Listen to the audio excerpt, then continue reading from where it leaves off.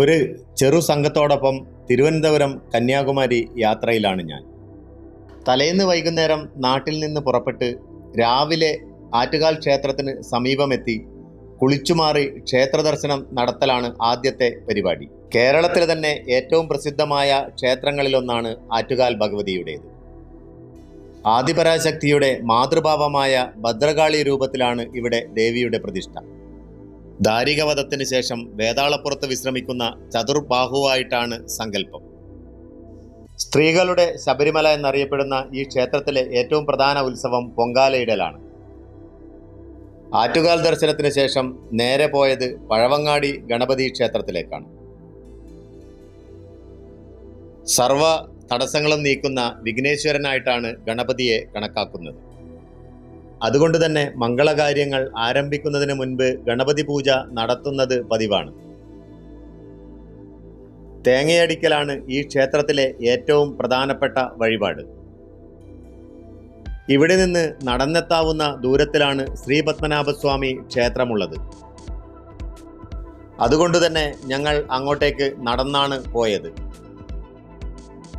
ക്ഷേത്രാങ്കണത്തിലേക്കുള്ള രാജവീതിയിൽ നിന്ന് നോക്കുമ്പോൾ തന്നെ മുന്നിൽ തലയെടുപ്പോടെ ശ്രീപത്മനാഭസ്വാമി ക്ഷേത്രം. സമയം ഏതാണ്ട് 7:30 അടുക്കുന്നു. രാജ്യത്തിൻ്റെ വിവിധ ഭാഗങ്ങളിൽ നിന്നും വിദേശങ്ങളിൽ നിന്നു പോലുമുള്ള ധാരാളം ആളുകൾ രാവിലെ തന്നെ ഇവിടെ എത്തിച്ചേർന്നിട്ടുണ്ട്. രാജപാതയുടെ ഇടതുവശത്ത് കൊട്ടാരമെന്ന് തോന്നിക്കുന്ന ഒരു പഴയ കെട്ട്, വലതുവശത്ത് വിശാലമായ തീർത്ഥക്കുളം, തൊട്ടുമുന്നിൽ തലയെടുപ്പോടെ ശ്രീപത്മനാഭൻ. പത്മതീർത്ഥക്കുളം എന്നാണ് ഇതിനെ വിളിക്കുന്നത്. ക്ഷേത്ര ഗോപുരനടയുടെയും ചുറ്റുമുള്ള കെട്ടിടങ്ങളുടെയും മണ്ഡപങ്ങളുടെയും ഒക്കെ ദൃശ്യങ്ങൾ ഈ ക്ഷേത്രക്കുളത്തിൽ പ്രതിഫലിക്കുന്നു. തിരുവിതാംകൂർ രാജവംശത്തിൻ്റെ ഉപാസനാമൂർത്തിയാണ് ശ്രീപത്മനാഭൻ. എല്ലാം ശ്രീപത്മനാഭൻ്റെ തൃപ്പാദങ്ങളിൽ സമർപ്പിച്ചുകൊണ്ട് ഭരണം നടത്തിയിരുന്ന രാജാക്കന്മാർ. അളവറ്റ ധനമുള്ള ക്ഷേത്രമായതിനാൽ ഇവിടം സവിശേഷമായ സുരക്ഷാ സംവിധാനങ്ങൾ ഒരുക്കിയിട്ടുണ്ട്. പാൻറ്, ബർമുഡ എന്നിവയൊന്നും ധരിച്ച് ക്ഷേത്രത്തിനകത്തേക്ക് പ്രവേശനമില്ല. പുരുഷന്മാർ മുണ്ടും സ്ത്രീകൾ സാരിയുമാണ് ധരിക്കേണ്ടത്.